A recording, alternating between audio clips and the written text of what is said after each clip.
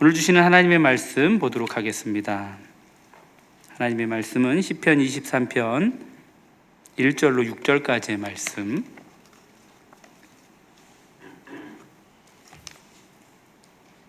시편 23편 1절로 6절까지 말씀, 저와 여러분들이 한 절씩 교독하도록 하겠습니다. 여호와는 나의 목자시니 내게 부족함이 없으리로다.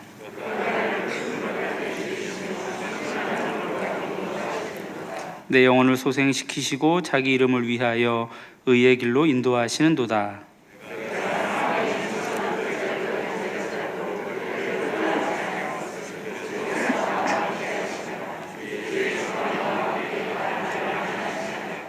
주께서 내 원수의 목전에서 내게 상을 차려주시고 기름을 내 머리에 부으셨으니 내 잔이 넘치나이다. 내 평생의 선하심과 인자하심이 반드시 나를 따르리니 내가 여호와의 집에 영원히 살리로다. 아멘. 우리 현님. 네, 요즘에 MZ 세대에서 유행하는 신조어가 있는데 스며들다에서 스를 빼고 뭐뭐 며들다라는 그런 용어가 유행을 하고 있습니다. 이 뜻을 보니까요, 어떤 대상에 매력을 느끼는 거죠. 그래서 나도 모르게 스르르 빠져들었다, 스르르 스며들었다 해서 생긴 용어라고 합니다. 특별히 이 영화 미나리 아시죠? 이 미나리로 아카데미 여우 조연상을 받았던 윤여정 배우가 예능에 나왔어요. 예능에 나와서 사람으로서, 또 여자로서, 여성으로서, 그리고 엄마로서 이렇게 배우로서의 삶을 살아가면서 그가 느끼고 또 깨달았던 그런 삶의 모든 것들을 또한 유머와 재치를 통해서 녹아내는 그런 이야기를 한 적이 있습니다.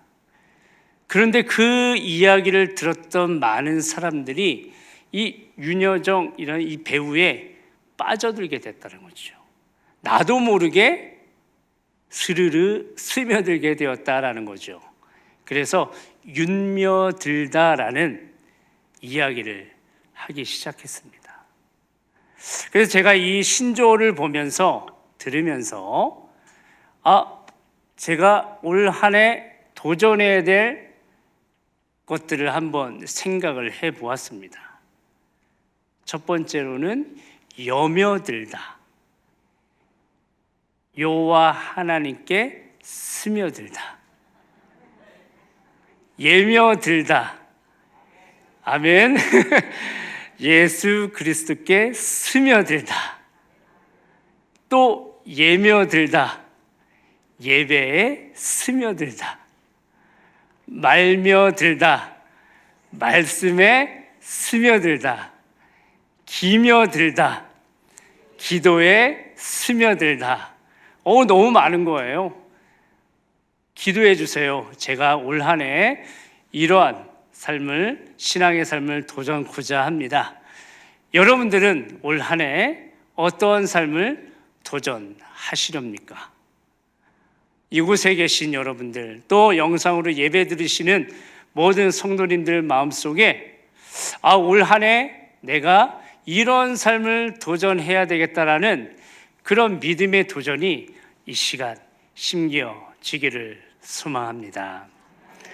오늘 말씀을 보니까요, 여호와 하나님을 너무나 사랑하고 여호와 하나님을 너무나 의지하고 그 하나님께만 소망을 두는 여며듦의 롤모델이 될 만한 그런 인물이 등장합니다.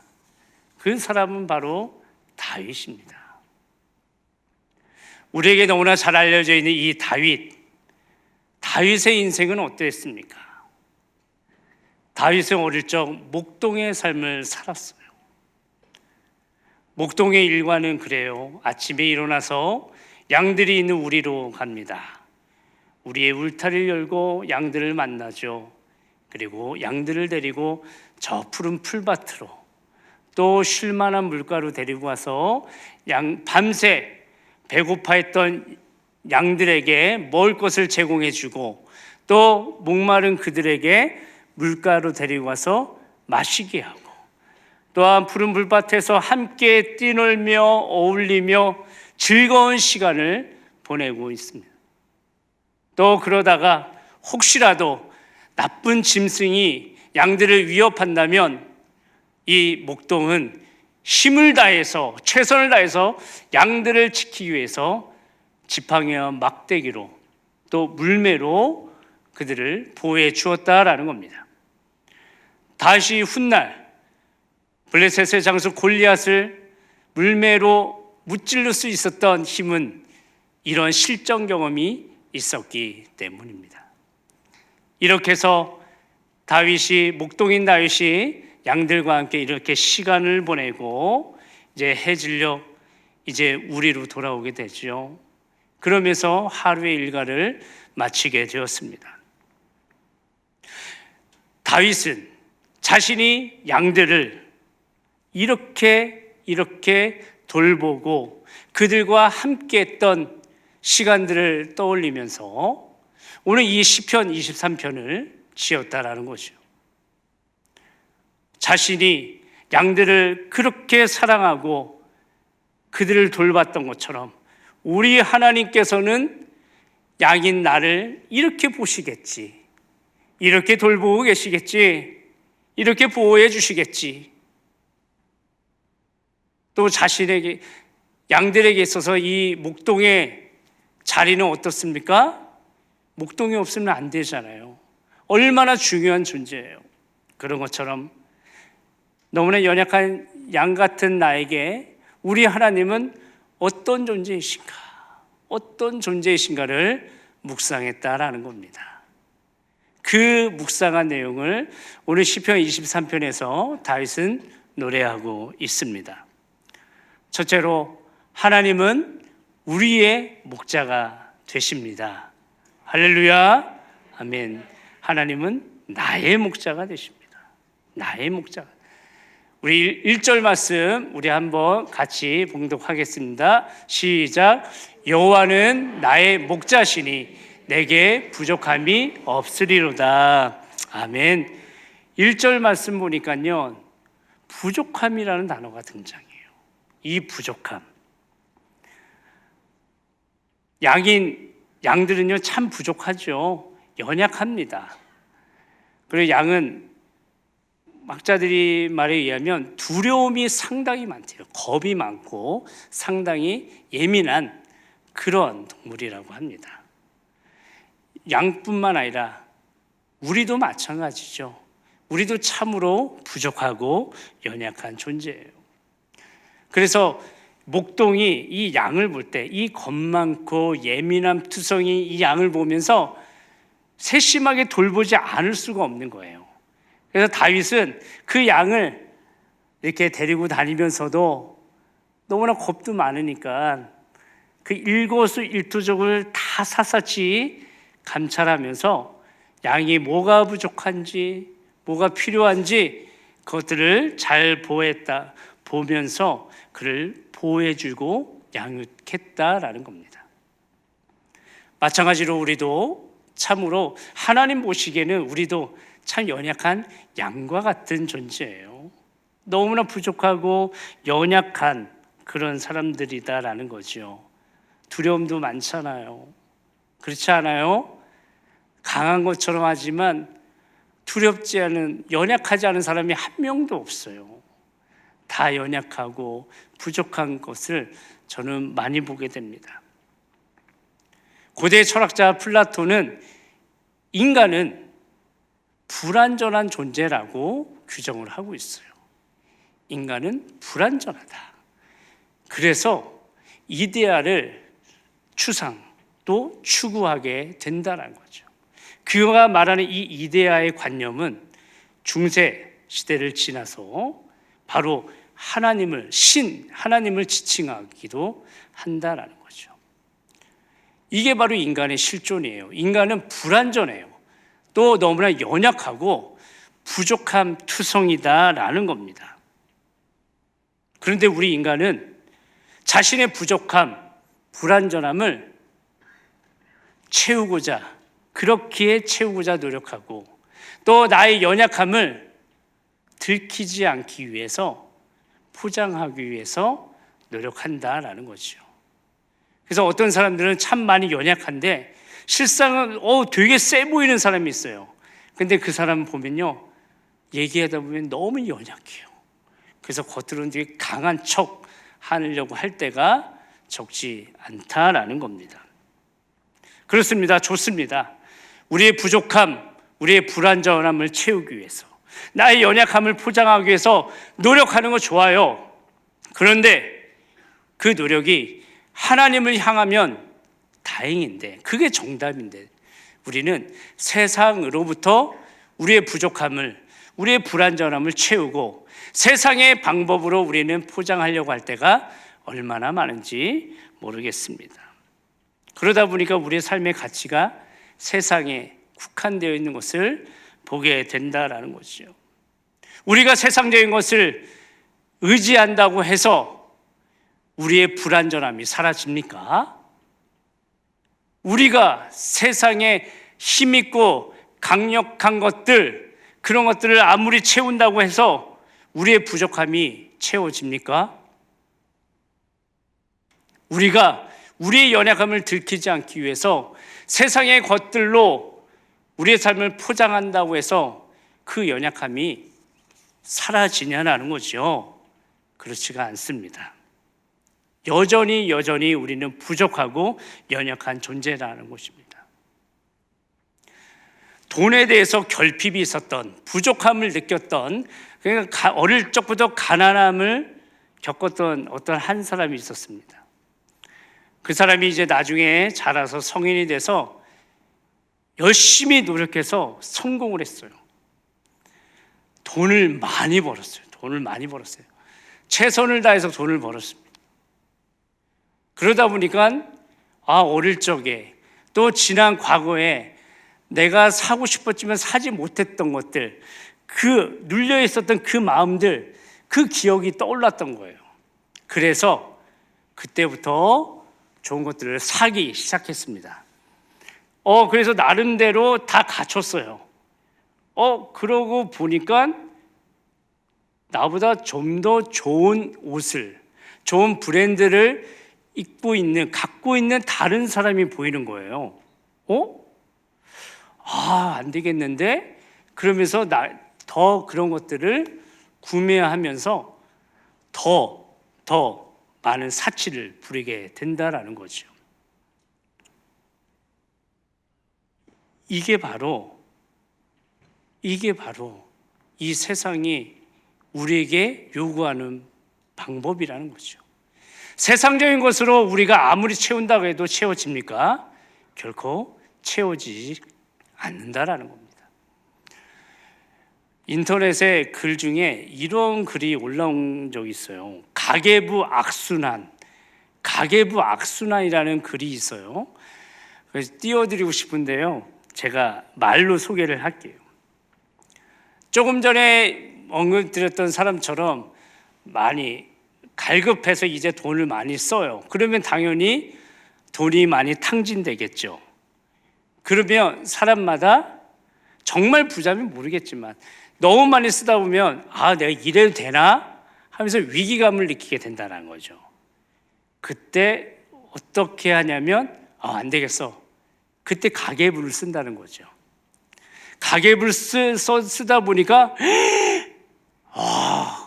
이렇게 많은 곳에 이게 지출이 되고 이렇게 많은 돈이 빠져나가고 있었네. 나도 모르게 깨닫기 시작해요. 맨 처음에 1차적으로 깨달아요. 내가 그렇게 살면 안 되겠구나.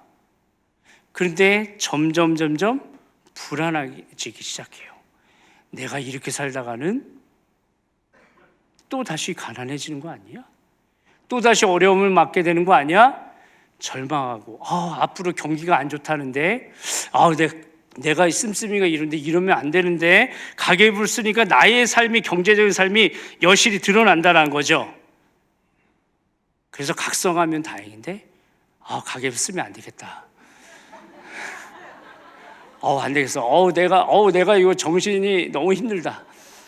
그래서 가계부를 쓰지 않는 거예요. 놓는 거예요. 한 번뿐인 인생인데 그냥 편안하게 살자. 그러다 보니까 다시 한번 내 마음대로 이렇게 소비를 하게 된다는 거죠. 그러다가 또 돈이 쪼달리면 가계부를 또 쓰기 시작하고, 가계부 악순환이라는 글이 있다는 거죠. 돈을 비롯한 이런 세상적인 것들, 우리가 컨트롤할 수 없어요. 그런 것들 우리가 통제할 수 있을 거라 생각하지만 어느 순간 내가 돈의 노예, 세상의 노예가 되는 것을 부인할 수 없다라는 겁니다. 참 우리가 이렇게 연약해요. 세상의 것들을 아무리 채우려고 해도 채워지지 않아요. 이 갈급함을 채울 수가 없어요. 더 많은 것들을 욕심을 부리게 되고, 또 세상의 것에 노예가 되어서 살아가는 우리의 삶, 불완전한 우리의 삶을 보게 된다라는 겁니다. 그래서 이게 바로 우리의 실존이죠. 근데 오늘 우리 1절 말씀을 보니까요, 정답이 있어요. 여호와는 나의 목자시니, 여호와는 나의 목자시니 내게 부족함이 없으리로다.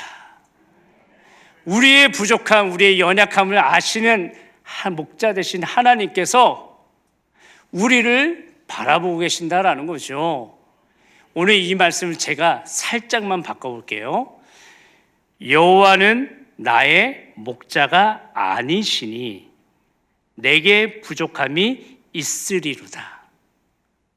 같은 내용이죠. 여호와는 나의 목자가 아니시니 내게 부족함이 있으리로다.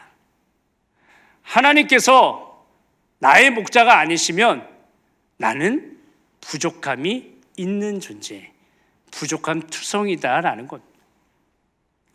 하나님이 나의 목자가 되어주셔야지만 나에는 부족함이 없는 존재가 될 수 있는 건데, 우리는 목자 되신 하나님을 우리 인생에 그렇게 중요하게 생각하지 않기 때문에 우리는 여전히 부족하고 연약한 그런 삶을 살아가게 된다라는 겁니다. 그런데요, 참 놀라운 사실은 우리의 부족한 연약함이 은혜라는 겁니다. 내가 부족하기 때문에, 내가 불완전하기 때문에, 내가 연약하기 때문에 하나님을 붙잡게 되는 것입니다. 나의 부족함이, 나의 연약함이 하나님을 붙드는 통로가 된다는 사실입니다. 저번에 옛날 사도 바울은 고백합니다. 약할 때, 내가 약함을 고백하는 자리에 여호와 하나님의 강함이, 그리스도의 은혜가 임한다고 고백을 했다라는 겁니다. 사랑하는 성도 여러분, 하나님의 은혜는 우리의 부족한 연약함을 고백하는 자리마다 임하게 될 줄로 믿습니다. 우리의 부족함이, 우리의 불완전함이, 우리의 연약함이 세상에서 볼 때는 부끄러운 모습이겠지만 하나님 보실 때는 절대 그렇지가 않습니다. 우리의 목자가 되시는 하나님께서 우리 인생에 개입만 하신다면 우리의 삶 일거수일투족을 다 감찰하시고, 이것이 부족하지, 이것이 필요하지, 하나님의 방법으로 하나님께서 채워줄 줄로 믿습니다. 우리 인생에 여호와 하나님, 목자 되신 하나님께서 채우시는 기가 막힌 놀라운 일들이 벌어지게 될 줄로 믿습니다. 그렇게 우리의 연약함, 우리의 부족함을 고백하시길 소망합니다. 이 시간 가슴에 손을 얹고 저를 한번 따라해 보시겠습니까? 이렇게 고백하면 좋을 것 같아요. 하나님, 저는 부족하고 연약합니다. 그래서 하나님을 찾습니다. 그래서 하나님을 붙듭니다. 그래서 하나님을 의지하며 나아갑니다. 목자 되신 하나님, 저와 함께하여 주시옵소서. 할렐루야. 이렇게 고백하는 올 한 해가 되기를 소망합니다. 그럴 때 여호와는 나의 목자시니 내게 부족함이 없으리로다. 이 귀한 말씀, 이 능력의 말씀이 오늘 이 시간, 올 한 해 여러분의 인생 가운데 응답되어 질 줄로 믿습니다. 둘째로 우리의 목자가 되시는 하나님은 우리를 가장 좋은 길로 인도하십니다. 오늘 우리에게 주신 2절 3절의 말씀입니다. 2절의 3절 말씀 시작. 그가 나를 푸른 풀밭에 누이시며 쉴 만한 물가로 인도하시는도다. 내 영혼을 소생시키시고 자기 이름을 위하여 의의 길로 인도하시는도다. 아멘. 양들에게 있어서 푸른 풀밭, 쉴 만한 물가, 정말 최고의 장소죠. 이처럼 최고의 장소는 없을 것입니다. 밤사이에 굶주리고 배고팠던, 또 목말랐던 양들, 푸른 풀밭이 있습니다. 쉴 만한 물가가 있어요. 얼마나 좋겠어요. 또 그곳에서 마음껏 뛰놀 수가 있어요. 정말 힐링할 수 있는, 리프레시할 수 있는 그런 장소다라는 거죠. 이렇게 아름답고 풍부한 이 푸른 풀밭, 쉴 만한 물가에 만일 목동이 없다면 여전히 아름답고 풍요로운 그런 곳이 될 수 있겠습니까? 그렇지가 않다라는 거죠. 최고의 장소, 제 아무리 좋은 장소일지라도 안전이 보장되지 않는다면 그곳은 결코 좋은 장소가 될 수 없다라는 겁니다. 양은 겁이 많아요. 예민해요. 그런 양이 푸른 풀밭에 아무리 좋은 A급 잔디에 누웠어요. 근데 목동이 없어요. 지켜줄 목동이 없으면 누워도 눕는 게 아니겠죠. 그렇지 않겠습니까? 아무리 좋은 집, 아무리 좋은 매트리스에 앉아도 불안하면 그게 편하겠냐라는 거죠. 쉴 만한 물가에 가서 물을 마시는데 예민하잖아요. 물을 마시는데 누군가 나를 공격하는 거 아니야? 이런 불안함이 있으면 물 맛이 좋겠냐라는 거죠. 푸른 풀밭, 쉴 만한 물가, 양들에게 있어서 최고의 장소가 되려면 목동이 그들을 확실히 지켜주고 보호해준다고 하는 그런 확실한 믿음이 전제되어야 한다는 거죠. 그래야지만 양들이 푸른 풀밭에 누울 수 있고 쉴 만한 물가에서 진정 쉼을 얻을 수 있다라는 사실입니다. 오늘 2절과 3절에 동일하게 등장하는 단어가 있습니다. 그것은 바로 인도하다입니다. 인도하다. 이 단어는요 히브리어로 나할이라는 단어인데요. 이 단어의 사전적인 의미가요 보호하다라는 의미가 있어요. 또 뿐만 아니라 안내하다 의미를 갖고 있어요. 보호와 안내. 다시 말해서 우리의 목자가 되시는 여호와 하나님은 언제나 우리를 보호해 주세요. 악한 것으로부터 보호해 주신다라는 사실입니다. 또한 우리 여호와 하나님, 우리의 목자가 되신 하나님은 안내하다. 우리의 인생길에서 우리보다 먼저 앞서가셔서요 우리를 에스코트해 주시는 그런 분이시다라는 사실이에요. 사랑하는 성도 여러분, 우리의 목자 되신 하나님, 우리의 목자신 여호와 하나님, 이렇게 좋은 분이세요.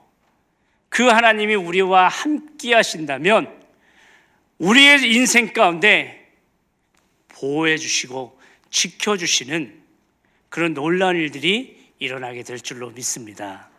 그 하나님께서 우리와 함께 하신다면 우리보다 먼저 앞서가셔서 조금 힘든 길이라든가 감당할 수 없는 길, 잘못된 길은 하나님께서 걸러주시고 가장 좋은 길로 인도하여 줄 줄로 믿습니다. 그렇게 우리 그 하나님께서 이끌어 가시는 그 길, 안내하시는 그 길로 우리가 따라가는 우리 모두가 되기를 소망합니다. 우리가 볼 때는 좁은 길 같고 너무 힘든 길 같아 보일지라도 우리 하나님께서 이끌어 가시면 그 길이 정답일 줄로 믿습니다. 우리 하나님을 향한 그런 믿음을 갖기를 소망합니다. 결국에는 하나님은 나에게 가장 좋은 길로 인도하실 것이라는 굳건한 믿음 가운데 나아가기를 소망합니다. 하나님만이 정답이라는 것, 어떠한 상황 속에서도 하나님만 붙들면 된다는 것, 그런 믿음의 확신 가운데 거하는 여러분들이 되시길 소망합니다. 그래야 할 때 여러분의 모든 삶, 진정 어떠한 상황에 놓일지라도 푸른 풀밭에 누워있는 그런 평안한 쉼이, 또 쉴만한 물가에 있는 그런 평강의 축복이 여러분의 인생 가운데 펼쳐지게 될 줄로 믿습니다. 모든 것이 완벽하게 깨끗하고 좋아야지만 평안합니까? 아니라는 거죠. 그런 놀라운 평강이 오늘 이 시간 여러분의 삶 가운데 이루어질 줄로 믿습니다. 마지막으로 우리의 목자가 되시는 하나님, 언제나 우리와 영원히 함께 하십니다. 오늘 4절 말씀인데요, 4절 말씀을 함께 봉독하겠습니다. 시작. 내가 사망의 음침한 골짜기로 다닐지라도 해를 두려워하지 않을 것은 주께서 나와 함께 하심이라. 주의 지팡이와 막대기가 나를 안위하시나이다. 아멘. 우리가 걸어가는 인생길이 정말 어려움이 없는 비단길 같으면 얼마나 좋겠습니까? 그러시죠? 저도 그래요. 참 어려움 없으면 좋겠다라는 생각이 들어요. 늘 푸른 풀밭 쉴만한 물가와 같은 그런 최고의 장소, 최고의 상황만 있으면 참 좋겠다라는 생각을 해봅니다. 근데 저 목사인 저도 그런 소망을 갖고 있지만 저의 인생을 돌이켜보면 또 그렇지가 않아요. 우리의 인생길이 녹록치 않음을 우리는 인정하지 않을 수가 없다라는 겁니다. 이렇게 삶을 돌아보면, 이렇게 삶을 이렇게 면밀히 이렇게 살펴보면 우리의 삶을 두려움으로 채울 만한, 그럼 오늘 4절에 나와 있는 사망의 음침한 골짜기가 얼마나 많은지 모르겠습니다. 참 그것만 없으면 좋겠는데 그런 것들이 너무 많아요. 산 넘어 산이라고 했나요? 이 산을 넘고 보니까 또 산이 있어요. 때로는 동산이 있어서 아우 감사합니다. 동산 넘고 나니까 태산이 있어요. 또 좌절하고 절망해요. 험곡이 기다리고 있어요.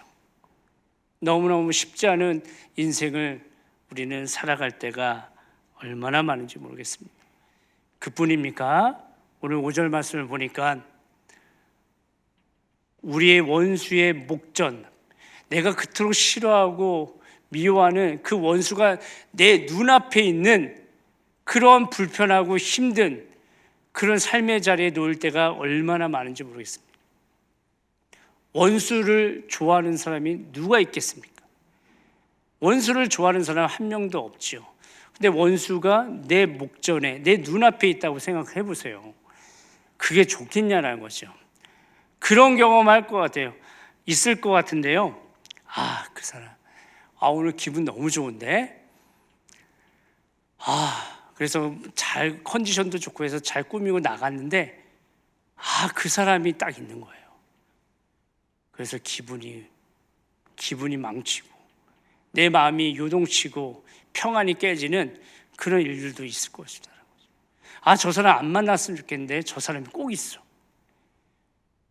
원수의 목전, 그렇게 우리 앞에 그런 불편함이 있을 수가 있다라는 거죠. 오늘 4절 말씀 보면 두 가지의 상반된 단어가 등장해요. 하나는 두려움이고요, 하나는 안위함입니다. 이 두려움은 세상이 줍니다. 안위함은 우리 주님이 주십니다. 다윗은요 4절 말씀에서 두려움을 주는 존재로 사망의 음침한 골짜기 그리고 원수를 이야기하고 있어요. 그런 것들이, 그런 존재가 우리 삶 가운데 없으면 너무나 좋겠죠. 너무 행복할 것 같아요. 근데 그렇지가 않잖아요. 너무너무 힘들어요. 우리의 삶은 진짜 첩첩산중이잖아요. 예전에 3포 세대, 7포 세대 이런 말들이 있어요. 지금도 마찬가지예요. 3포 세대가 뭐예요? 연애, 결혼, 뭐죠? 출산, 이걸 포기하는 세대, 7프 세대, 연애, 결혼, 출산, 집, 인간관계, 꿈, 희망, 이것을 다 포기하는 세대라고. 그래서 그런 말이 있어요. 요즘 젊은 사람들 사이에서 힘들어하지 마세요. 내일은 더 힘들 거예요.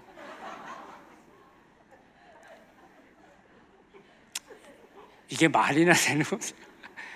화이팅해도 모자랄 판에. 화이팅해도 모자랄 판에.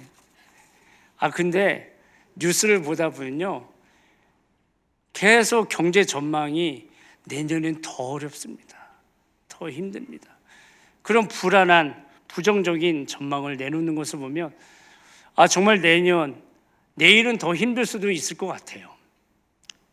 정말 매일매일이 사망의 음침한 골짜기가 있을 수도 있습니다.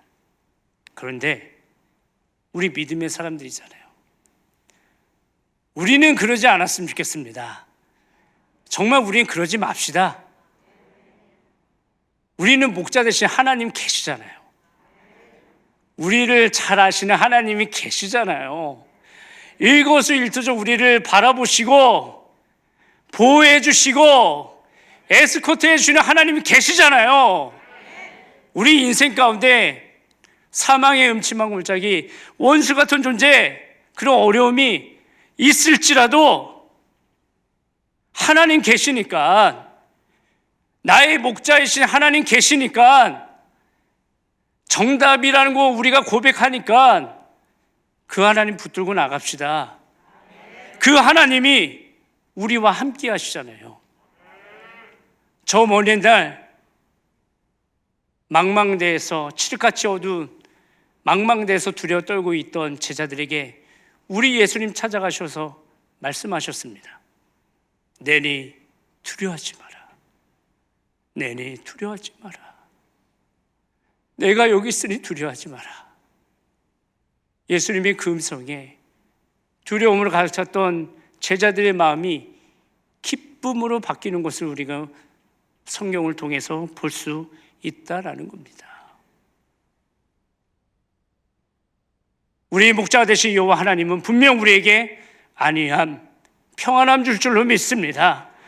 우리 하나님 앞에서 모든 두려움 사라지고 평강만이 넘치게 될 줄로 믿습니다. 앞에서도 언급했듯이 다윗은 어떤 사람이었어요? 여호와께 스며들었던, 여며들었던 삶, 그런 사람이었습니다. 그의 인생이 평강만 있었습니까? 화려함만 있었습니까? 아니라는 것이죠. 초창기 때는 장인어른이었던 사울로부터 이유 없이 도망다니는, 정말 생명의 위협을 느끼는 너무나 힘든 삶을 살았습니다. 인생의 말년에는 자신의 아들 압살롬으로부터 도망다니고 모든 것을 뺏길 만한 그런 신세가 되었다라는 겁니다. 얼마나 힘들었겠어요. 얼마나 괴롭겠어요. 정말 사망의 음침한 골짜기에 최고봉이랄 수 있는 그런 어려움들이 그의 삶 가운데 있었다라는 것이요. 그런데 다윗이 쓴 시편의 말씀을 보게 되면 너무 힘들어서 괴로워하고 절망 가운데, 낙심 가운데 있는 것만 고백을 합니까? 아니에요. 하나님은 나의 목자가 되십니다. 하나님은 나의 피난처가 되십니다. 하나님은 나의 산성이 되십니다. 하나님은 나의 능력이 되십니다. 하나님은 나의 힘이 되십니다. 하나님은 나의 소망이 되십니다. 그런 고백으로 나아가는 것을 우리는 볼 수 있다라는 겁니다. 사랑하는 성도 여러분, 우리도 다윗처럼 이 세상이 도전하는 그런 어려움 앞에서 좌절하거나 낙심하지 않기 소망합니다. 사망의 음침한 골짜기가 있을지라도 우리 하나님 주의 지팡이와 막대기로 우리를 지켜주시고 보호하여 주시고 안위하여 줄 줄로 믿습니다.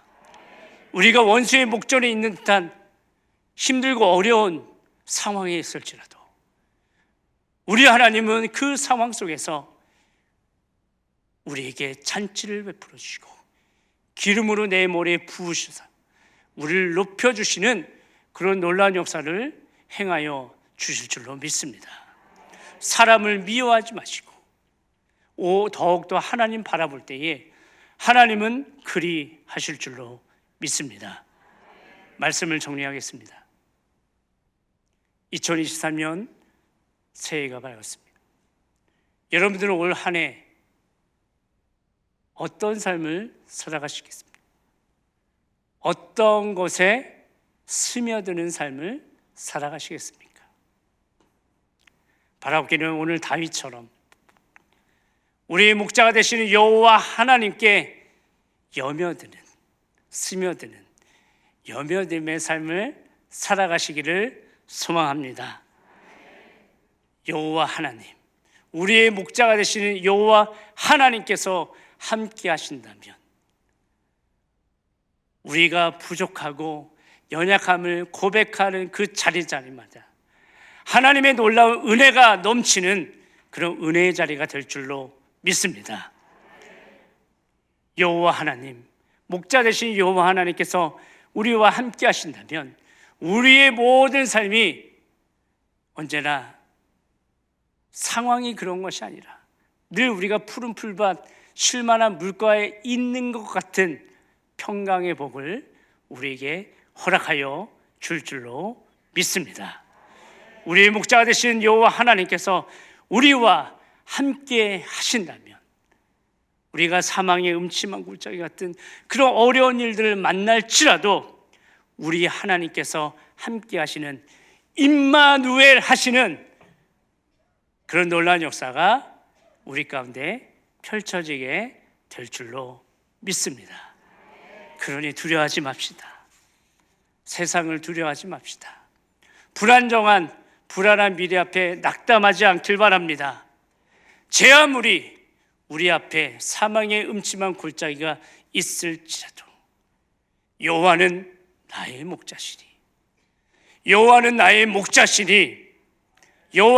목자시니 이 믿음으로 나아가기를 소망합니다. 하나님만이 정답이라는 믿음의 확신 가운데 나아가기를 소망합니다. 여호와는 나의 목자시니 내게 부족함이 없으리로다. 여호와는 나의 목자시니 다윗이 고백했던 것처럼 여호와는 나의 목자시니 이 사실 하나만으로 이 말씀 하나만으로 힘을 얻기를 소망합니다. 여호와는 나의 목자시니 이 말씀으로 용기 얻고 위로받기를 소망합니다. 여호와는 나의 목자시니 이 말씀으로 울고 웃는 그런 한 해가 되시길 소망합니다.